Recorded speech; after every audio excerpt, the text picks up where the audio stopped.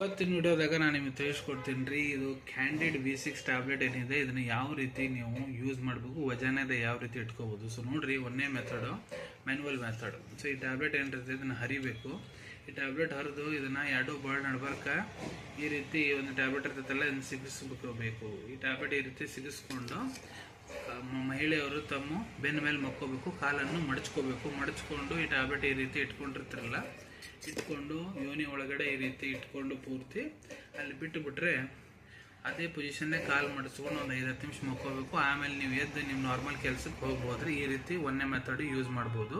ಈಗ ಎರಡನೇ ಮೆಥಡ್ ಬಗ್ಗೆ ಹೇಳ್ಬೇಕಂದ್ರೆ ನೋಡ್ರಿ, ಇದು ಏನು ಇದ್ರೊಳಗೆ ಟ್ಯಾಬ್ಲೆಟ್ ತಗೊಂಡಾದ್ಮೇಲೆ ಈ ರೀತಿ ಇದ್ರ ಜೊತೆಗೆ ಅದನ್ನ ಅಪ್ಲಿಕೇಟರ್ ಕೊಟ್ಟಿರ್ತಾರೆ. ಈ ಅಪ್ಲಿಕೇಟರ್ ಹೆಂಗೆ ಯೂಸ್ ಮಾಡ್ಬೇಕಂದ್ರೆ ನೋಡ್ರಿ, ಈ ರೀತಿ ಇದನ್ನ ಹಿಂಗೆ ಜಗ್ಬೇಕು.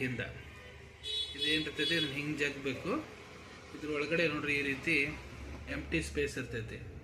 ಸೊ ಇದ್ರೊಳಗೆ ಆ ಟ್ಯಾಬ್ಲೆಟ್ ಏನಿರ್ತೈತಿ ಅದನ್ನು ಹಾಕ್ಕೊಂಡಾದ್ಮೇಲೆ ಇದನ್ನ ಬೆನ್ನ ಮೇಲೆ ಮುಕ್ಕೊಂಡು ಕಾಲನ್ನು ಮಡಚ್ಕೊಂಡು ಇದು ಯೋನಿ ಅಂತ ತಿಳ್ಕೊರಿ. ಯೋನಿ ಒಳಗಡೆ ಇದನ್ನು ಚೆಂದಾಗಿ ಇನ್ಸರ್ಟ್ ಮಾಡ್ಕೊಂಡು ಇದ್ರ ಈ ರೀತಿ ಪುಷ್ ಮಾಡಿಬಿಡ್ರಿ. ಈ ರೀತಿ ಪುಷ್ ಮಾಡಿದ್ರೆ ಟ್ಯಾಬ್ಲೆಟ್ ಹೋಗಿ ಒಳಗಡೆ ಸೇರ್ಕೊಂತೈತಿ. ಆಮೇಲೆ ಇದನ್ನು ತೆಗೆದು ಮತ್ತು ಬಿಸಿನೀರನ್ನ ಚೆಂದಾಗಿ ತೊಳೆದು ಮತ್ತು ಪ್ಯಾಕ್ ಮಾಡಿ ಇಟ್ಕೋಬೋದು. ಈ ರೀತಿ ಕ್ಯಾಂಡಿಡ್ V6 ಟ್ಯಾಬ್ಲೆಟ್ ಏನಿದೆ ನೀವು ಉಪಯೋಗ ಮಾಡಬೇಕು.